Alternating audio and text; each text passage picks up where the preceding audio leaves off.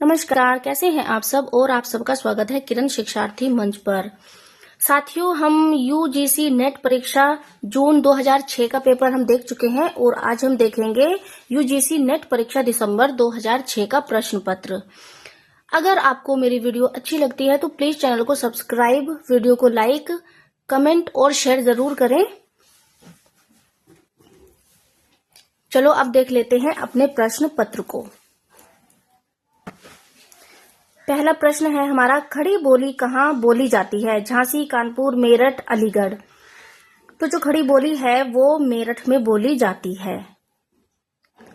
खड़ी बोली पश्चिमी हिंदी की प्रमुख बोली है जो रामपुर, मुरादाबाद, बिजनौर, मेरठ, मुजफ्फरपुर, सहारनपुर और देहरादून के मैदानी भागों में बोली जाती है। मानक हिंदी का विकास खड़ी बोली से हुआ है। मेरठ की खड़ी बोली आदर्श व मानक मानी जाती है। दूसरा प्रश्न है, नागरी लिपि का विकास किस लिपि से हुआ है? खरोष्टी, ब्राह्मी, नागर, हिब्रू। तो जो नागरी लिपि है उसका विकास ब्राह्मी लिपि से हुआ है। भारत की दो प्राचीन लिपियां थी, ब्राह्मी लिपि और खरोष्टी लिपि। ब्राह्मी लिपि से देवनागरी लिपि का विकास हुआ है। देवनागरी लिपि का प्रयोग हिंदी, मराठी, नेपाली, संस्कृत भाषाओं को लिखने में होता है। अब देख लेते हैं तीसरे प्रश्न को। दक्षिण भारत हिंदी प्रचार सभा का मुख्यालय कहाँ है? वर्धा में, बेंगलोर में, हैदराबाद में, मद्रास में। दक्षिण भारत हिंदी प्रचार सभा का मुख्यालय जो है वो मद्रास में है। दक्षिण भारत हिंदी प्रचार सभा 1915 का मुख्यालय मद्रास में है, जिसके संस्थापक महात्मा गांधी हैं। अब देख लेते हैं चौथे प्रश्न को। प ध्वनि का उच्चारण स्थान है? दंत्य, ओष्ठ्य, मूर्धन्य, कंठव्य। तो जो प ध्वनि है उसका जो उच्चारण स्थान है वो है ओष्ठ्य। बिना होठों के मिलाए प ध्वनि आप नहीं निकाल सकते हैं। तो यहाँ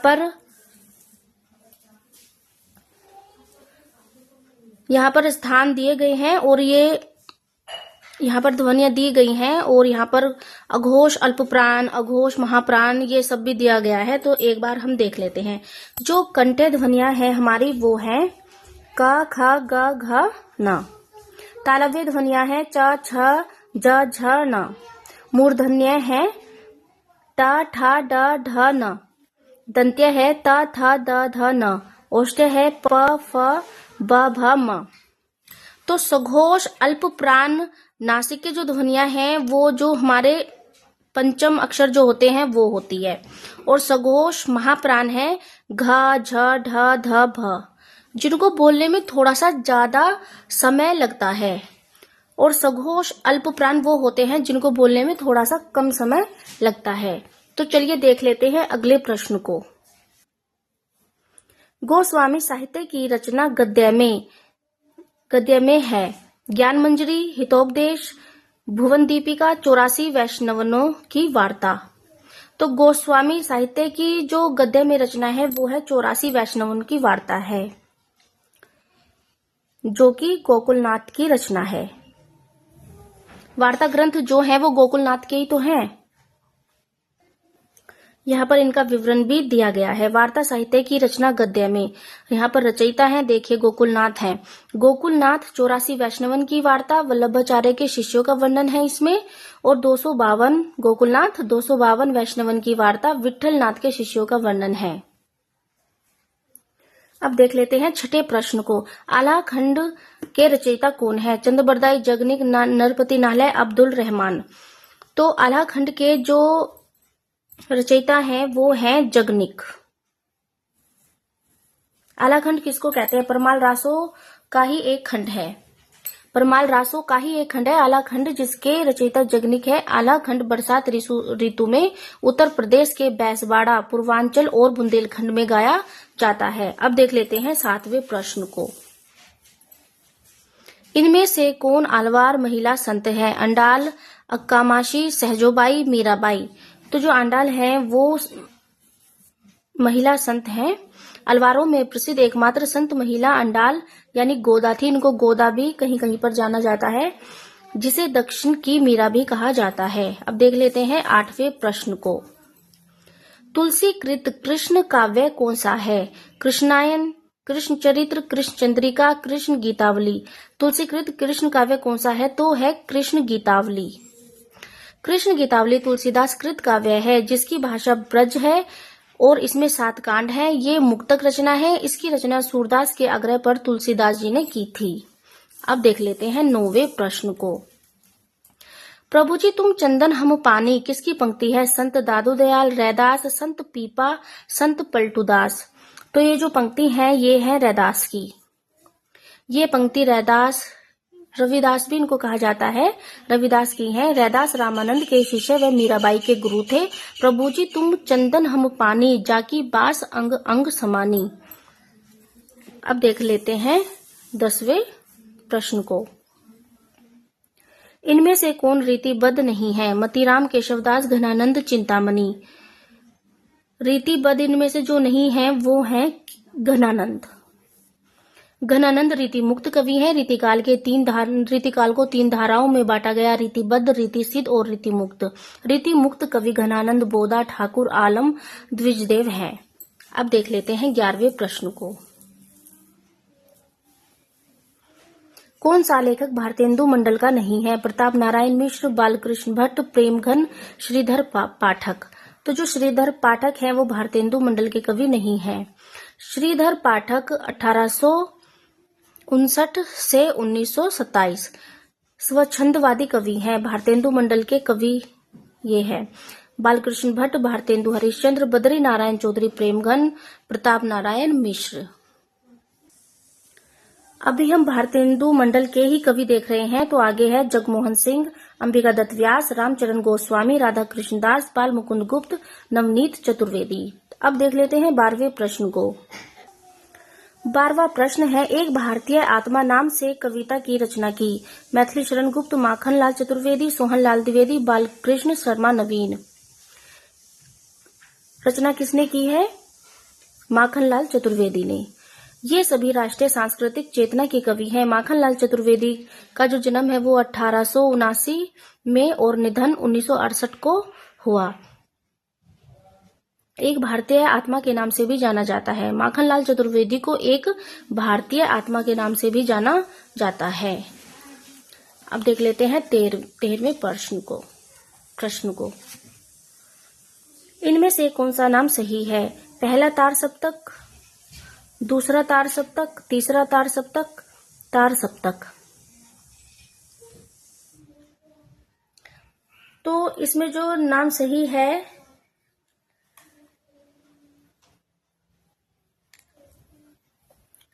पहला तार सप्तक सही नहीं है। हाँ, ये सॉरी मैंने नहीं देखा नहीं। तो जो सही नहीं है वो पहला तार सप्तक है जो सही नहीं है, क्योंकि जो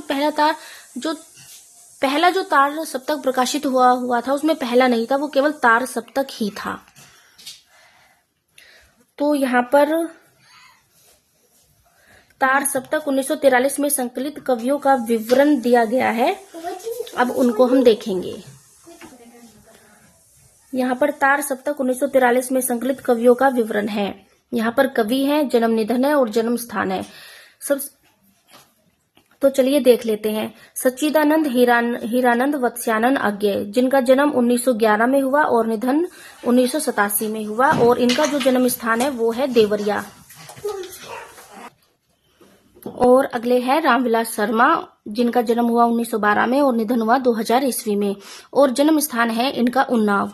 गजानन माधव मुक्तिबोध 1917 से 1964 ईस्वी, ग्वालियर।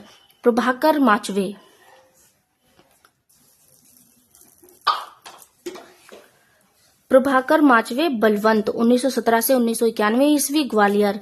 नेमी चंद्र जैन 1919 से 2005 ईस्वी, आगरा।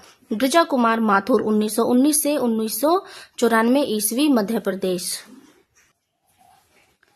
भारत भूषण अग्रवाल 1919 से 1975 ईस्वी, मथुरा। और इससे आगे दूसरा तार सप्तक 1951 में संकलित कवियों का विवरण भी यहाँ दिया गया है, तो इनको भी हम देख लेते हैं।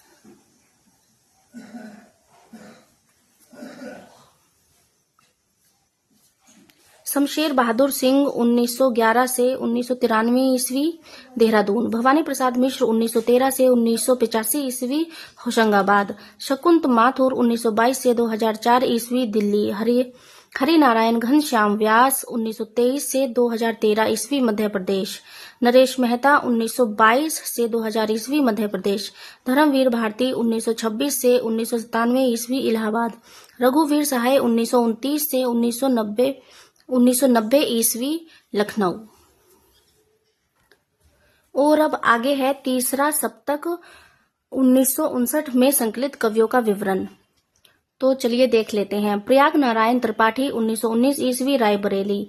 मदन वत्स्यानन 1922 से 2004 ईस्वी समस्तीपुर। विजय देव नारायण शाही 1924 से 1982 ईस्वी काशी। कुंवर नारायण 1927 से 2017 ईस्वी फैजाबाद। सर्वेश्वर दयाल सक्सेना 1927 से 1983 ईस्वी बस्ती।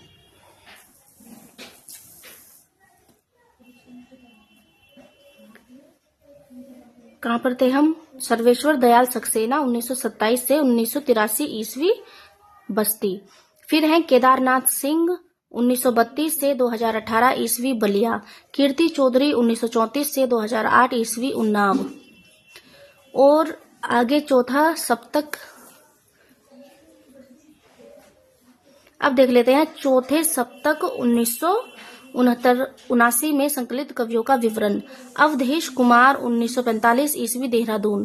राजकुमार कुंभज 1947 ईस्वी इंदौर। स्वदेश भारती 1939 2018 ईस्वी राजस्थान। नंद किशोर आचार्य 1945 ईस्वी बीकानेर।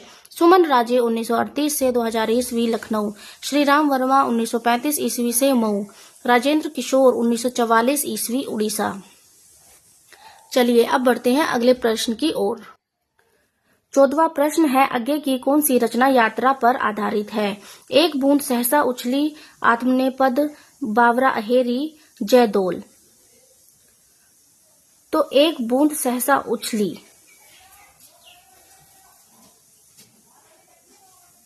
एक बूंद सहसा उछली जो है वो एक यात्रा वृत्तांत है। यहाँ पर आगे के कुछ और यात्रा वृत्तांत दिए गए हैं। अरे यायावर रहेगा याद, एक बूंद सहसा उछली। अब देख लेते हैं 15वें प्रश्न को।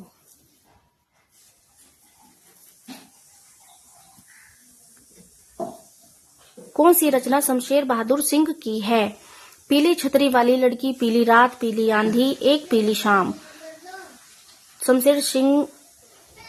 शमशेर बहादुर सिंह की रचना है एक पीली शाम।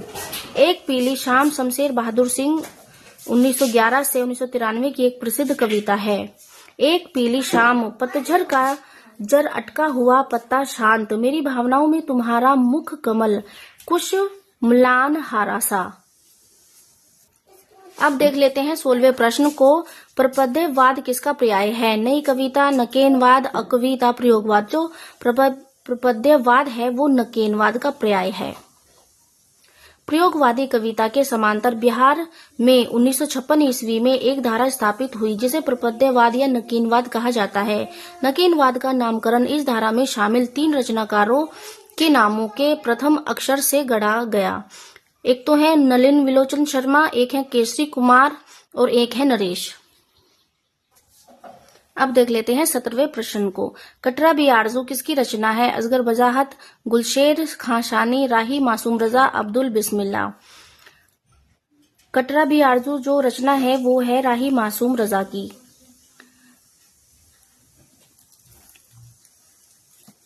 इसकी व्याख्या देख लेते हैं। कटरा बी आरज़ू 1978 राही मासूम रजा का उपन्यास है। इसमें इलाहाबाद के एक मोहल्ले में रहने वाले हिंदू मुस्लिम की कहानी है। यहाँ पर उपन्यास दिए गए हैं और यहाँ पर उपन्यासकार दिए गए हैं और यहाँ पर उपन्यास दिए गए हैं।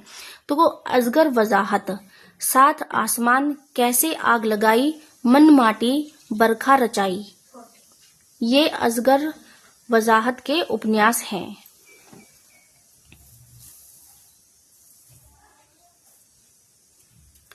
अब देख लेते हैं गुलशेर खां सानी को। इनके जो उपन्यास हैं वो कौन से हैं? काला जल, कस्तूरी, पत्थरों में बंद आवाज, साल वनों के द्वीप, नदी और सीपियां, एक लड़की की डायरी, फूल तोड़ना मना है, सांप और सीढ़ी।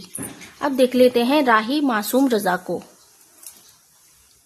राही मासूम रजा के जो उपन्यास हैं वो है आधा गांव, टोपी शुक्ला, हिम्मत जौनपुरी, ओस की बूंद, दिल एक सादा कागज, सीन, कटरा भी आरजू। अब देख लेते हैं अब्दुल बिस्मिल्लाह को। समर शेष है, झीनी झीनी झीनी झीनी झीनी चदरिया, जहरवाद, दंत कथा, मुखड़ा क्या देखें, अपवित्र आख्यान, रावी लिखता है। अब देख लेते हैं 18वें प्रश्न को। 18वां प्रश्न है नेपथ्य राग किसका नाटक है? मीराकांत, मृणाल पांडे, त्रिपुरारी शर्मा, कुसुम कुमार। तो जो नेपथ्य राग नाटक है वो है मीराकांत का। नेपथ्य राग मीराकांत का बहुत चर्चित नाटक है। वर्तमान समय में कामकाजी स्त्रियों के संदर्भ में यह नाटक और ज्यादा महत्वपूर्ण है। अब देख लेते हैं 19वें प्रश्न को।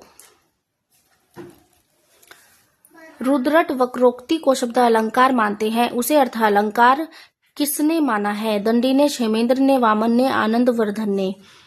तो जो वामन है, वामन उसको अर्थालंकार मानते हैं। वामन ने वक्रोक्ति को अपने ग्रंथ काव्य अलंकार सूत्र वृत्ति में उपमा प्रपंच के अंतर्गत अर्थालंकार माना है। सादृश्य ललक्षण वक्रोक्ति। अब देख लेते हैं 20वें प्रश्न को। इनमें से कौन भरत मुनि के रस सूत्र का व्याख्याकार है? मम्मट, भट्ट लोल्लट, भामय, क्षेमेंद्र। तो जो बी भट्ट लोल्लट जो है वो भरत मुनि के रस सूत्र के व्याख्याकार हैं। भरत मुनि को संस्कृत काव्य शास्त्र का प्रथम आचार्य माना जाता है। भरत मुनि ने नाट्यशास्त्र में रस सूत्र दिया। विभावानुभाव, व्यभिचारी, संयोग, दर्श, निष्पत्ति। यहाँ पर आचार्य दिए गए हैं, यहाँ पर इनके सिद्धांत हैं, यहाँ पर दार्शनिक मत है और यहाँ पर संयोग दिया गया है। भट्ट लोल्लट उत्पत्तिवाद या आरोपवाद। दर्शन जो है इनका वो है मीमांसा दर्शन और संयोग है उत्पादेय उत्पादक संबंध। श्री शंकुक अनुमितिवाद, न्याय दर्शन अनुमाप्य अनुमापक। भट्ट नायक भुक्ति या भोगवाद। सांख्य दर्शन भोज्य और भोजक।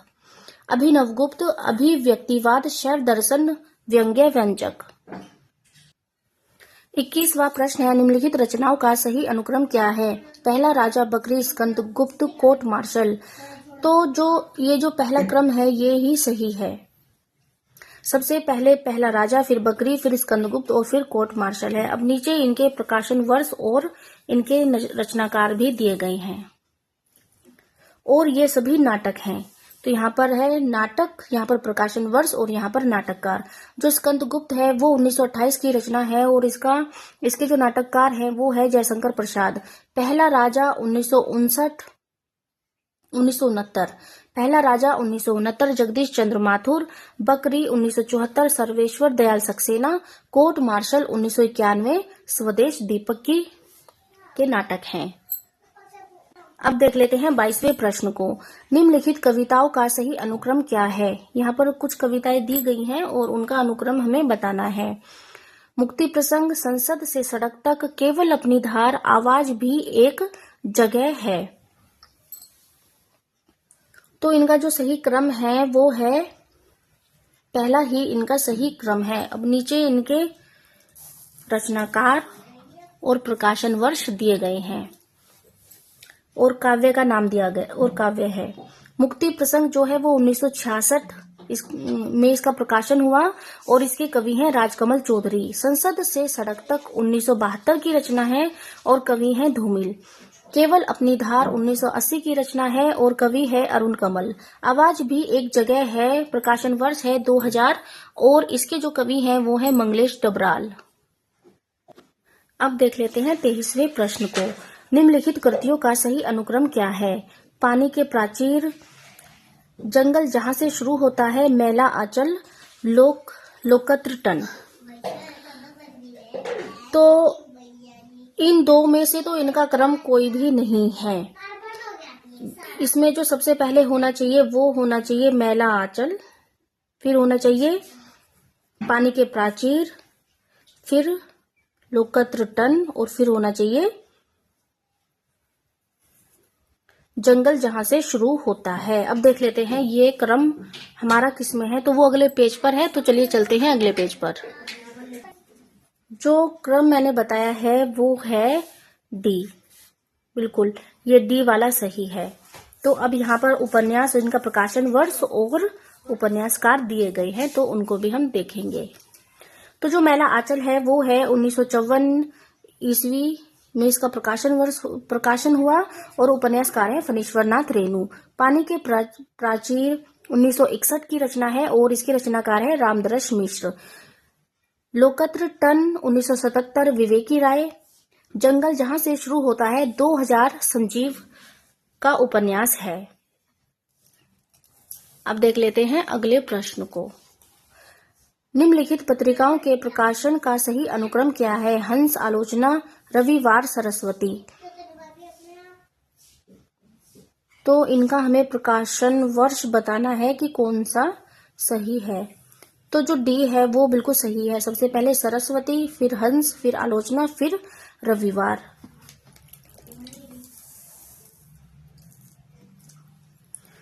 तो जो सरस्वती है वो 1900 में, सरस्वती जो है वो 1900 में इसका प्रकाशन वर्ष है और संपादक है श्याम सुंदर दास, महावीर प्रसाद द्विवेदी। हंस है 1930 प्रेमचंद। आलोचना है 1951 शिवदान सिंह चौहान। रविवार 1966 सुरेंद्र सिंह प्रताप। 25वें प्रश्न को देख लेते हैं। निम्नलिखित कहानियों का सही अनुक्रम कौन सा है? कफन, वापसी, पुरस्कार, राजा निर्बंसिया। तो इसमें जो ठीक क्रम है वो है पुरस्कार, कफन, राजा निर्बंसिया, वापसी।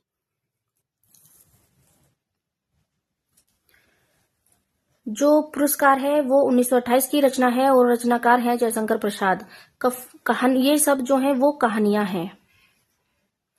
कफन है 1936 प्रेमचंद। राजा निर्बंसिया 1957 कमलेश्वर। वापसी 1961 उषा प्रेमवदा।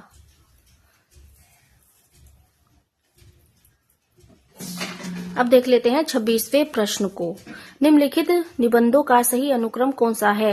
प्रबंध, प्रतिमा, अतीत के चलचित्र, ठेले पर हिमालय, प्रिया नीलकंठी। तो ये जो क्रम है ये ही इसमें बिल्कुल ठीक है। पहले जो दो ऑप्शन हमने देखे हैं उसमें जो पहला था वो ही ठीक है। अब इसकी व्याख्या भी हम देख लेते हैं। प्रबंध प्रतिमा जो है इसका प्रकाशन वर्ष है 1940 और निबंधकार है निराला। अतीत के चलचित्र यह एक रेखा चित्र है और 1941 में इसका प्रकाशन हुआ और इसके निबंधकार है महादेवी वर्मा। ठेले पर हिमालय 1958 धर्मवीर भारती। प्रिया नीलकंठी 1968 कुबेरनाथ राय। अब देख लेते हैं 27वें प्रश्न को। निम्नलिखित का सही अनुक्रम क्या है? नकीनवाद, प्रगतिवाद, छायावाद, हालावाद। तो जो इसमें सही क्रम है वो है सी। सबसे पहले छायावाद है, फिर हालावाद है, फिर प्रगतिवाद है और फिर नकीनवाद है। तो अब इनका जो छायावाद है वो है 1918 से 1936 तक। हालावाद है 1936 से 1938 तक। प्रगतिवाद है 1938 से 1943 तक और नकीनवाद है, और नकीनवाद जो आरंभ होता है वो होता है 1956 से। और इसी बीच अनेक धाराएं चलती हैं। अब देख लेते हैं 28वें प्रश्न को। रामचरितमानस के कांडों का सही अनुक्रम क्या है? अरण्यकांड, किष्किंधा कांड, अयोध्या कांड, बालकांड। तो जो इसमें सही है वो डी है। डी नहीं, सॉरी, बी है। सबसे पहले है बालकांड, फिर अयोध्या कांड, फिर अरण्यकांड और फिर किष्किंधा कांड। इसकी व्याख्या भी हम देख लेते हैं। रामचरितमानस 1574 तुलसीदास कृत महाकाव्य है जिसमें 7 कांड है और 7 कांड यहाँ पर दिए गए हैं। सबसे पहले है बालकांड, अयोध्या कांड, अरण्य कांड, किष्किंधा कांड, सुंदर कांड, लंका कांड और उत्तरकांड। 29वां प्रश्न है काव्य शास्त्र के इन ग्रंथों को रचनाकार के नाम से सुमेलित कीजिए। यहाँ पर ग्रंथ दिए गए हैं और यहाँ पर इनके रचनाकार दिए गए हैं। तो अब इनका हमें मिलान करना है। तो जो ध्वन्यालोक है वो है आनंद वर्धन की। साहित्य दर्पण है आचार्य विश्वनाथ की।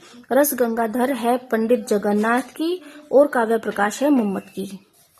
तो इस हिसाब से जो हमारा कूट सही होता है वो होता है बी। और अब देख भी लेते हैं कि कौन सा ग्रंथ किसका है। तो जो ध्वन्यालोक हैं वो है आनंदवर्धन, साहित्य दर्पण आचार्य विश्वनाथ, रस गंगाधर पंडित जगन्नाथ, काव्य प्रकाश जो है वो है मम्मट की। अब देख लेते हैं 30वें प्रश्न को। इन रचनाकारों को उनकी रचनाओं के साथ सुमेलित कीजिए। यहाँ पर रचनाएं दी गई हैं और यहाँ पर उनके कवि दिए गए हैं। तो चलिए देख लेते हैं। जो गुलाब राय हैं उनकी रचना है, गुलाब राय की है मेरी असफलताएं। निड़ का निर्माण फिर जो है वो है हरि बच्चन की है, और वियोगी हरि की है मेरा जीवन परवाह है, और यशपाल की है सिंहावलोकन। अथातो घुमक्कड़ जिज्ञासा जो है वो है राहुल साकरत्यानन की रचना है। तो इस हिसाब से जो हमारा कूट ठीक होता है वो होता है ए। अब देख लेते हैं। मेरी असफलताएं 1941 गुलाब राय आत्मकथा है। नीड़ का निर्माण फिर 1970 हरिवंश राय बच्चन आत्मकथा है। मेरा जीवन परवाह है 1948 योगी हरि आत्मकथा है। सिंहा अवलोकन जो है वो 3 भाग में है, और इनका प्रकाशन जो हुआ, जो पहला भाग का प्रकाशन है वो 1951, दूसरा 1952, तीसरा 1955। और इसके जो रचनाकार हैं वो है यशपाल, और किसकी आत्मकथा, ये क्या है, आत्मकथा है। अथातो घुमक्कड़ जिज्ञासा 1948 राहुल साकरत्यानन है, और ये जो है यह यात्रा साहित्य है। 31वां प्रश्न देख लेते हैं। निम्नलिखित आलोचकों तथा उनकी कृतियों को सुमेलित कीजिए। यहाँ पर आलोचक दिए गए हैं और यहाँ पर उनकी कृतियां दी गई हैं। तो हजारी प्रसाद द्विवेदी की जो रचना है वो है कबीर। नगेंद्र की जो रचना है वो है रस सिद्धांत। देवराज की जो रचना है वो है छायावाद का पतन। और मुक्तिबोध की जो रचना है वो है नए साहित्य का सौंदर्य शास्त्र।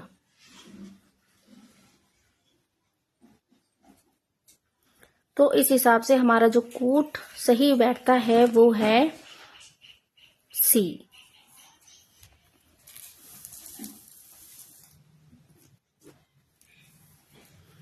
हजारी प्रसाद द्विवेदी कबीर 1941, नगेंद्र रस सिद्धांत 1964, देवराज छायावाद का पतन 1948, मुक्तिबोध नए साहित्य का सौंदर्य शास्त्र 1971।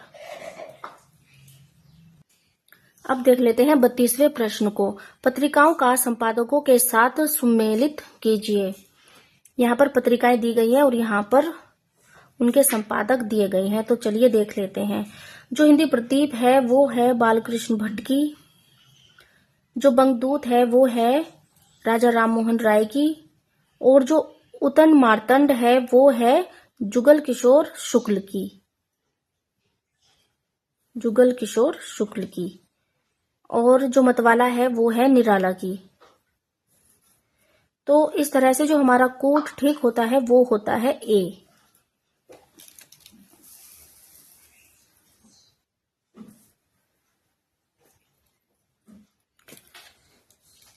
हिंदी प्रतीप 1977 बालकृष्ण भट्ट प्रयाग।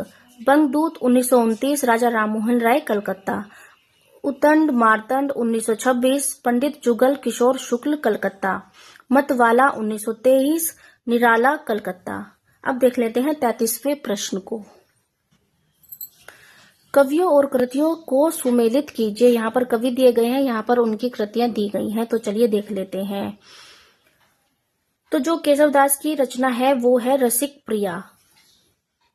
और मतीराम की जो रचना है वो है ललित ललाम। और देव की जो रचना है वो है भाव विलास। देव की जो रचना है वो है भाव विलास।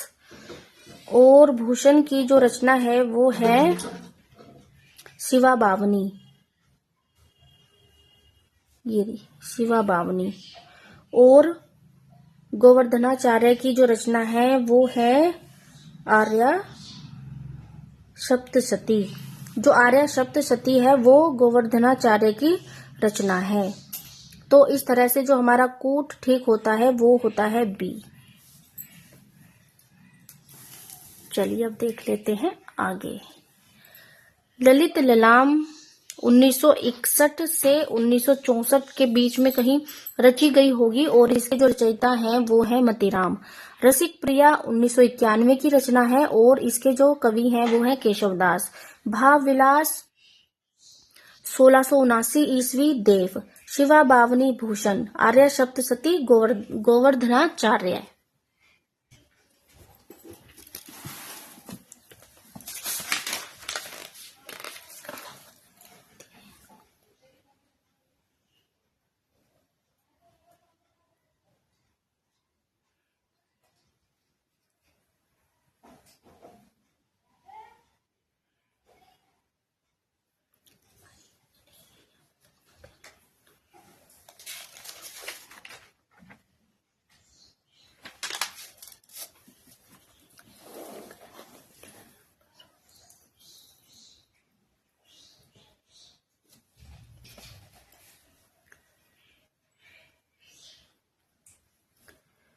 और सी है अति सूदो स्नेह को मार्ग है, मोर पंखा सिर ऊपर राखी, हो गूंज की गली परी रोगी। तो हमें बताना है कि कौन सी पंक्ति किसकी है। तो इसमें जो कोट होता है सही वो तो होता है बी।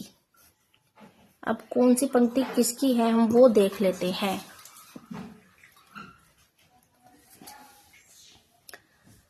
कनक कदली पर सिंह समार लता पर मेरू सामने। ये जो पंक्ति है ये है विद्यापति की।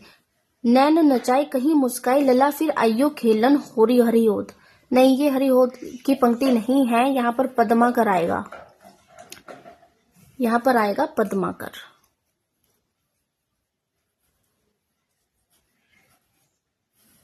ये जो पंक्ति है ये पद्माकर की है। अति सूदो स्नेह को मार्ग है घनानंद, मोर पंखा सिर ऊपर राखी हूँ, गूंज की माल गले परी रोगी। ये है रसखान की। नृपति नैन कमलिनी बूधा चितवत बासर जाही, हृदय कमल में हरि ले कमल मुखी कमलाही। यह जो पंक्ति है ये है मतीराम की। अब देख लेते हैं 35वें प्रश्न को। निम्नलिखित काव्य पंक्तियों को कवियों से सुमेलित कीजिए। स्नेह निर्झर बह गया, ओ वरुणा की शांत कछार, सखी वे मुझसे कहकर जाते, दिवस का अवसान समीप था। तो जो स्नेह निर्झर बह गया जो पंक्ति है ये है निराला की। ओ वरुणा की शांत कछार जो पंक्ति है वो है जयशंकर प्रसाद की। सखी वे मुझसे कहकर जाते मैथिली शरण गुप्त। और दिवस का अवसान समीप था ये पंक्ति है हरिओद की।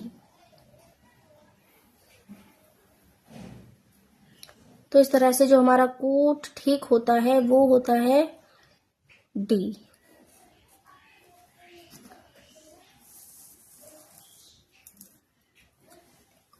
स्नेह निर्जर बह गया निराला, अरेक वरुणा की शांत कछार जयशंकर प्रसाद, सखी भी मुझसे कहकर जाते मैथिली शरण गुप्त, दिवस का अवसान समीप था हरिओद, मिलन का मत नाम लो मैं विरह में चिर हूं। ये है महादेवी वर्मा की पंक्ति।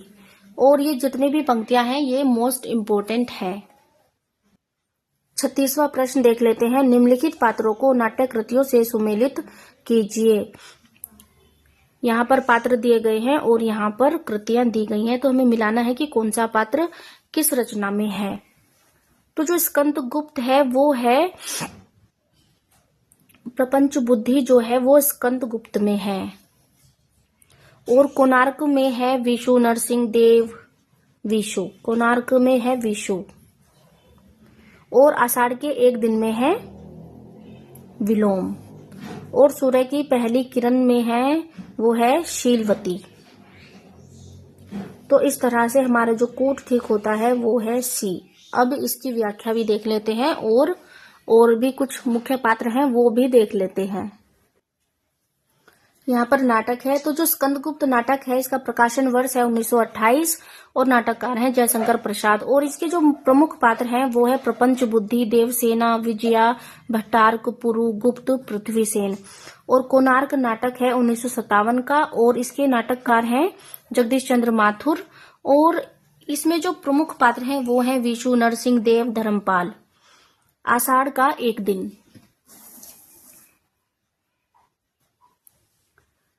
आषाढ़ का एक दिन 1958, मोहन राकेश। और इसके प्रमुख पात्र हैं विलोम, कालिदास, मातुल, दंतुल, मल्लिका, अंबिका।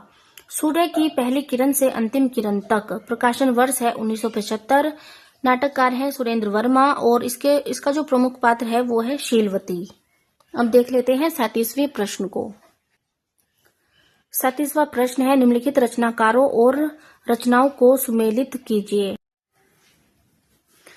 अब देख लेते हैं 37वें प्रश्न को। निम्नलिखित रचनाकारों और रचनाओं को सुमेलित कीजिए।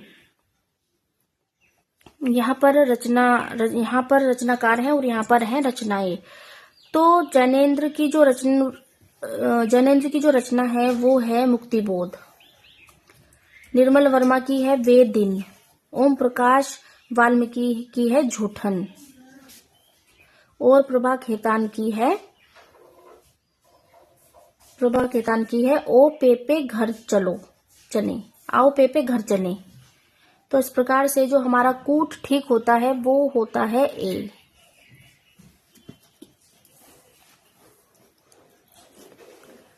जैनेन्द्र मुक्तिबोध उपन्यास है, निर्मल वर्मा वे दिन उपन्यास है, ओम प्रकाश वाल्मीकि जूठन आत्मकथा है, प्रभा केतन आओ पेपे घर चले 1990 की रचना है। अब देख लेते हैं 38वें प्रश्न को। निम्नलिखित कवियों और कृतियों को सुमेलित कीजिए। सुमित्रा नंदन पंत, यहाँ पर रचनाकार दिए गए हैं और यहाँ पर रचना दी गई है। तो सुमित्रा नंदन पंत की जो रचना है वो है स्वर्ण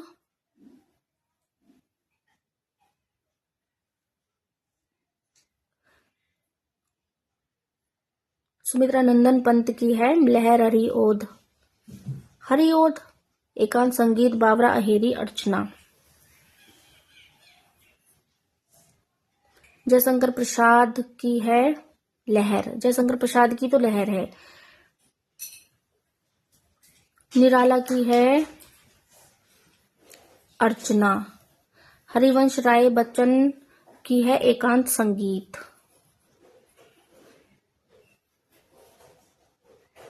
और सुमित्रा नंदन पंत की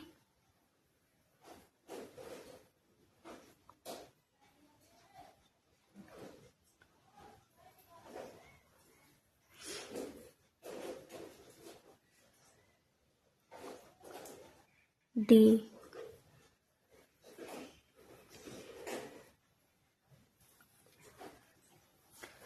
सुमित्रा नंदन पंत की हरिओद है। हालांकि व्याख्या में दूसरी दी गई है लेकिन ऑप्शन में ये है, तो हरिओद जो है वो सुमित्रा नंदन की भी है। अब इसकी व्याख्या को हम देख लेते हैं।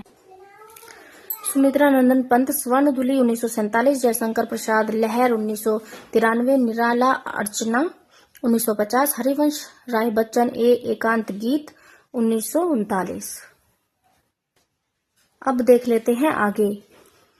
निर्देश, दी गई स्थापनाओं और तर्कों को ध्यानपूर्वक पढ़कर बहुविकल्पीय उत्तरों में से सही का चयन करें। स्थापना क्या है? मिथक मानव इतिहास को समझने का द्वार है और तर्क है क्योंकि ये इतिहास की भांति तथ्यात्मक होते हैं। तो इसमें है बी, ए सही और आर गलत है। अब व्याख्या क्या दी गई है वो देख लेते हैं। मिथक मानव इतिहास को समझने का द्वार है तथा मिथक काल्पनिक होते हैं, अतः ए सही और आर गलत है। अब देख लेते हैं 40वें को।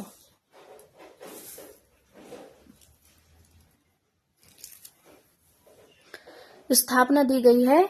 पश्चिम के नए ज्ञानोदय ने बहुस्तरीय वर्चस्ववाद को बढ़ावा दिया और तर्क है उसी कारण साहित्य में विकेंद्रीकरण की प्रवृत्ति बढ़ी। तो इसमें जो है सी है, ए सही, दोनों ही इसमें सही हैं। पश्चिम के नए ज्ञानोदय ने बहुस्तरीय वर्चस्ववाद को बढ़ावा दिया, उसी कारण साहित्य में विकेंद्रीकरण की प्रवृत्ति बढ़ी। अब देख लेते हैं 41 को।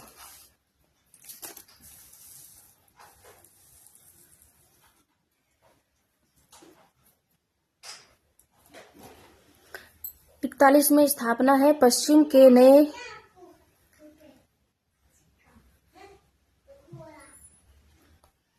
के नए ज्ञानोदय ने बहुस्तरीय वर्चस्ववाद को बढ़ावा दिया, उसी कारण साहित्य में विकेंद्रीकरण। ये दोबारा आ गया ना, चलो कोई नहीं, इसकी व्याख्या देख लेते हैं।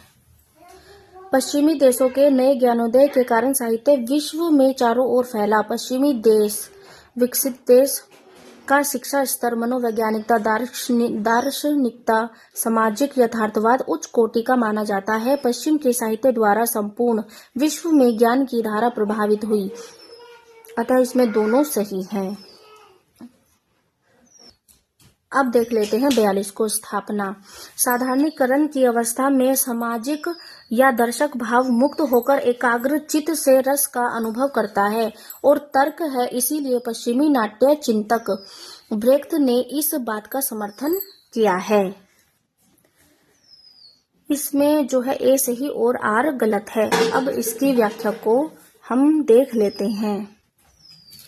साधारणीकरण की अवस्था में सामाजिक या दर्शक भाव मुक्त होकर एकाग्र चित्त से रस का अनुभव करता है, लेकिन ब्रेख्त ने इसका समर्थन नहीं किया है।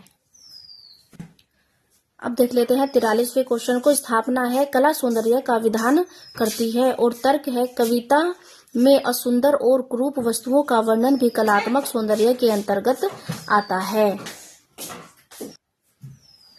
इसमें दोनों सही हैं। कला सौंदर्य का विधान करती है, कविता में असुंदर और कुरूप वस्तुओं का वर्णन भी कलात्मक सौंदर्य के अंतर्गत आता है, अतः दोनों कथन इसमें सही है। अब देख लेते हैं 44वें को। स्थापना है श्लिष्ट या अनेकार्थवाची शब्दों के द्वारा अनेक धर्म के अभिधान में शब्द श्लेष अलंकार होता है। तर्क है क्योंकि इसमें सार्थक अथवा निरर्थक शब्दों की आवर्ती होती है, तो इसमें जो है दोनों सही हैं। श्लिष्ट या अनेकार्थी शब्दों के द्वारा अनेक धर्म के अभिधान में शब्द श्लेष अलंकार होता है, अतः दोनों सही हैं। अब देख लेते हैं 45 को।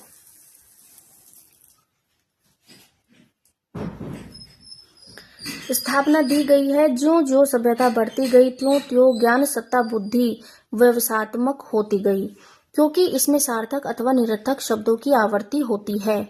और तर्क दिया गया है क्योंकि इसमें भाव है, तो इसमें ए सही और आर गलत। ज्यों ज्यों सभ्यता बढ़ती गई त्यों त्यों ज्ञान सत्ता बुद्धि व्यवसाय होती गई, इसमें भाव सत्ता में वृद्धि हुई है, अतः ए सही और आर गलत है। अब नीचे तो पैराग्राफ दिया गया है, अगर आप पढ़ना चाहते हैं तो आप पढ़ सकते हैं। लीजिए,